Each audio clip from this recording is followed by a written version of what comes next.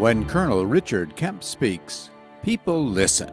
Colonel Kemp is considered an authority on counter-terrorism tactics. He was the commander of the British forces in Afghanistan. He also fought in Iraq, South Asia, the Balkans, and Northern Ireland. Okay, an update for you. Colonel Richard Kemp, top British Army colonel, as you've seen on the intro, and we do communicate sometimes on Twitter. He retweets some of my stuff, I retweet some of his stuff. Video, the first one, the long one, I sent it him, and I wanted his opinion. He's the expert on PsyOps and all that sort of stuff. You know, if he thinks it's a PsyOp, it's a PsyOp. Absolutely. I mean, we know it's a PsyOp anyway, but I'm just doing this for your benefit. So I sent him a message. I sent him the link. I'll show you here. Colonel Richard Kemp. Richard, that footage of Jo Cox was staged. Everyone with half a brain knows it. And I sent him the link to the first video, the one that's nearly an hour long. At 20 hours ago. So he came back after an hour, and Richard Kemp liked your tweets. Richard, that footage of Jo Cox was staged. Everyone with half a brain knows it. So he came back after an hour, presumably after he watched the video and liked it. So he liked all of them, actually. Apart from that, I said to him, apart from you, don't we have any other good guys on our side? You know, I mean, don't we have any people in MI5 and all that sort of stuff that support Brexit and support us? You know, why are we getting PsyOps for Cameron and Remain? That's not fair, is it? John Redwood and Peter Hitchens know it was a complete media hoax PsyOp as well. I don't see why we have to play their games. And this is a public conversation between me and Richard Kemp, so it's not something that we're not sending private messages to each other. Anyone can go onto my Twitter page and read this for themselves. Anyway, he liked that tweet as well, and I just closed the conversation saying, I admire you as a man of integrity. I will leave it at that. You know, hint, hint. Can't you sort of stop MI5 doing PsyOps for Remain? You know, it's not right. It's not fair, is it? Completely, it's completely wrong. Anyway, so there we go. I just thought I'd mention that and appealing to authority there. But Richard Kemp is going to know if it's staged or not. If he doesn't, it's not exactly an in-depth conversation. But if the guy, if Mr. Kemp, Richard Kemp, who I've built up a bit of a trust with for a while on Twitter, if you send him a message and he ignores your tweet, he doesn't agree with it. If he agrees with your tweet and supports it, he likes it, and he's liked it. So I just thought that was worth mentioning, because he is, as good an expert you're going to get on that stuff as possible.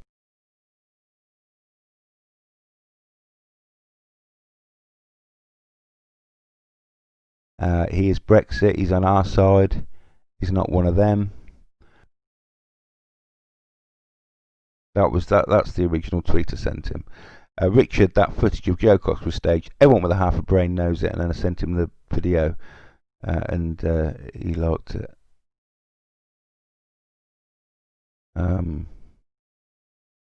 It does appear the hero, Bernard Kenny, who everyone's on about giving an OBE to, died in 2013. According to the information we've got here, he died in 2013, so that's what they're doing there. This is an article from the Yorkshire Evening Post, Friday, 21st of March 2003. Bernard Kenny, now 65, of Burstall, was a member of Gomersall Mines Rescue. So he's 65 in 2003, Bernard Kenny. And as somebody has pointed out and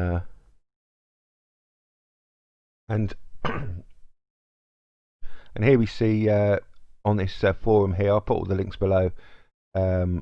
Looks like media's other man is fake. Bernard Kenny, wife's name Doreen, died in 2013 at 75 years of age, which would be correct. So what they've done is they're saying he's 77 now, aren't they? So they've just, you know, pretended he's still alive and made up a story around him of him being the hero. I don't know if they're going to use an actor to give this OBE or CBE or something, but obituary, Kenny Bernard on the 21st, peacefully in York Hospital, aged 75 years, of Oldfield Lane, Lower Wortley. Okay, so he's dead according to this.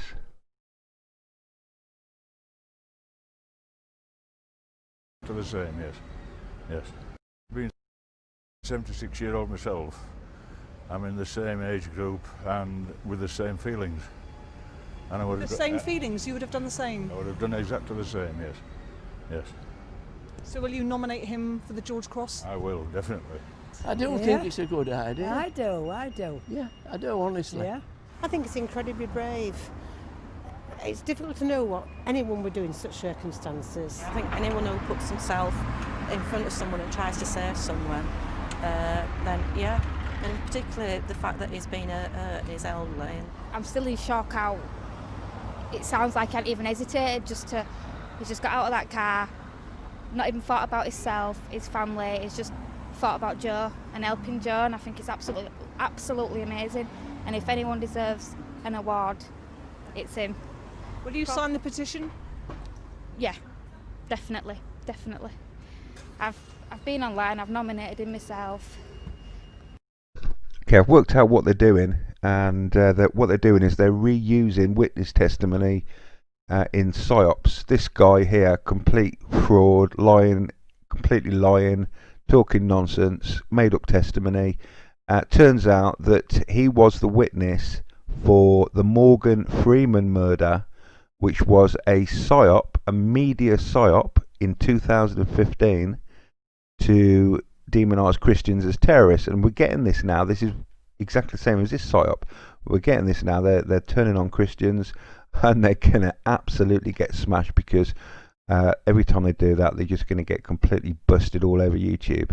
And that's what they did here with this Morgan Freeman thing. I've looked at quite a few videos. It's definitely a previous media PsyOp, and this guy is being reused in future PsyOps along the same narrative. The Daily Mail used him as witness testimony on the page, on the Jo Cox murder page. Obviously, that's why he was going on about Saturday and 3 o'clock in the morning, because it was a completely different thing it was supposed to be originally described, but it had a bit of a relevance in that a woman died and got killed by a man, and they wanted to get this Jesus Christ is born again bit out, where he starts smiling, and you know, it's pretty obvious he's been told to say that, and they've just reused it again, basically a year later, for the, you know, because they're obviously short of witnesses, and because they want to get this message across that Christians are terrorists, which is what this PsyOp was, and this is a PsyOp. He is the witness from the Morgan Freeman PsyOp, which is a media PsyOp, and is all over YouTube. And you know, so Daily Mail have been absolutely 100% busted here, fraudulently using this guy's testimony. No blue lights. Okay, we've done that. They wouldn't turn up, even if the guy is arrested. You don't know if there's more extremists around. The people that are saying, that are commenting and saying, yeah, but the situation was under control, you know, he was arrested. Well, first of all, you wouldn't get regular bobbies arresting. I don't think they'd do it. I don't think they'd be allowed to do it, to arrest a guy who's shot someone. They'd wait for the firearms people to arrest him. So that's the first thing that's completely wrong. As it's been pointed out, they haven't got their hats on. Apparently I've been told they've got no power of arrest without their hats on. The guy stopped in the middle of the road but not put his blue lights on. No one else turns up with their blue lights on to a, you know, a massive emergency. I mean, it's just, you know, it's 4 police cars here with no blue lights on. In a minute they'll all turn their blue lights on, and if the people who are saying it's not an emergency, why are armed gunmen patrolling the streets then, as if they're looking for more potential right-wing extremists? Come on, you know, you're not going to patrol the streets with guns and not have a blue light on to tell the residents here, in this urban area that it's an emergency, and it could be more right-wing extremists. But they don't know until they interview this guy, Tommy Mayer, you know, and find out if it's a coordinated right-wing attack and part of a bigger group. They don't know if there's more right-wing terrorists about. But you know, so that you can't say that the situation's not an emergency. They just don't know what's going on. It's too early to tell. They'd turn up here with their blue lights on. They wouldn't all come round the corner at the same time in a big group. And no one comes out any of these houses anywhere and to find out what's going on. Yet we can see people are in, the cars are in the drive. That's been pointed out, you know, that in most neighbourhoods, everybody else knows people want to know what's going on. Especially, as, you know, there's men in the street, policemen in the street with guns. No one comes in staggered here. Like I said, they all just drive around the corner. When the guys arrive, when the police crew arrive all at the same time, they don't all jump out and, you know, go over here and find out what's going on. They just mill around, and that's not accurate either. That's not what would happen. They don't know what's going on unless they go over here and ask these guys what's going on. This is the one guy that does, but you'll see he doesn't actually liaise or talk to anyone. All he does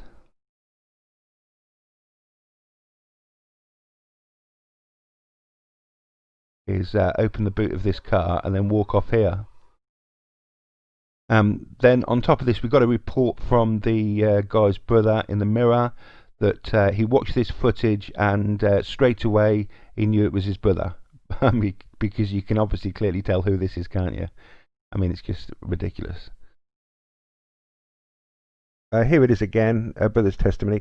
He told how he spotted Tommy cuffed and on the ground in the immediate aftermath of the horrific attack on the MP yesterday, and he immediately knew it was his brother. Well, first of all, we've got no footage of anyone being cuffed in the immediate aftermath of the horrific attack, because the guy went about a mile away before he was cuffed, and that's where we've got the footage from. There is no other footage than that footage, as we've confirmed. And it says here, he said, I was watching the TV news and saw him in cuffs and recognised him straight away. So, as we've already established, that's 100% complete fiction.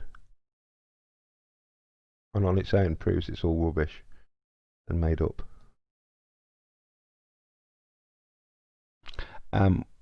Also, what they do here is they wrap bandages around his head. They do that in all staged events because it helps cover up the identity.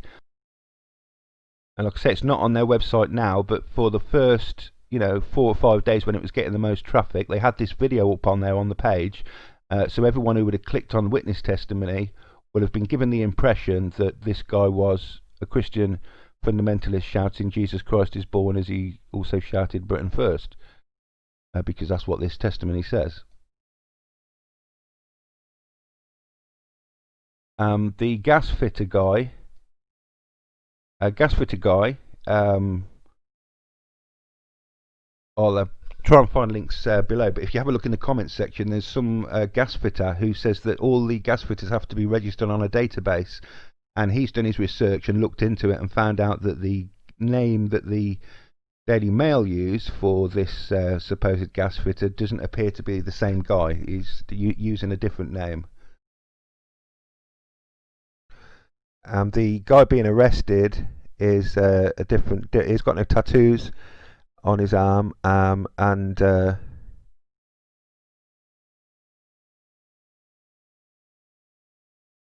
he's also the wrong body shape, and he's got no blood on him at all. Absolutely no blood on him, considering he's allegedly stabbed someone lots of times and you know, been involved in physical wrestling with people. He should have blood on his hands or on his arm or on his shirt or somewhere. First thing they do in these staged events when they want to cover up the identity of the crisis actor is very first thing they do when they arrive on scene is they start wrapping bandages around the crisis actor's head to cover the identity, which is exactly what happened in this footage. He's in the middle of the road and they're wrapping bandages around his head before we get to see a shot from this angle, you know, where we'd have a slight chance of actually identifying who he was. But in this footage, you know, 3/4 of his face has got a big bandage around it. There's no blood on this bandage, so if they wrapped a bandage around his head because his head's bleeding, then why didn't we see any blood stains or anything on that bandage?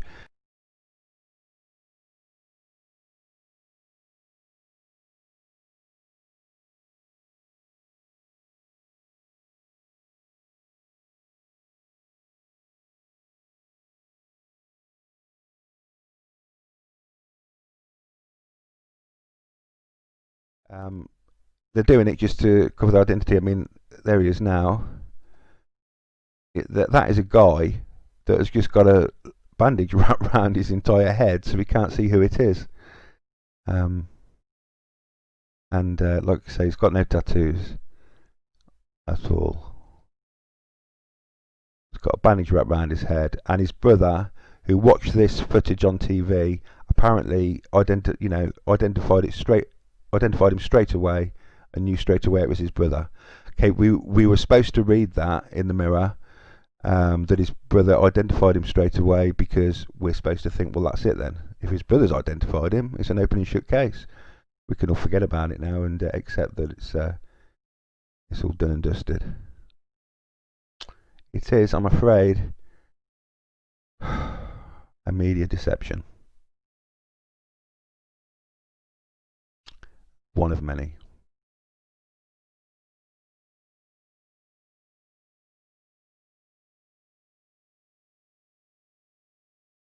All right, let me take a step back. We have to deal with it.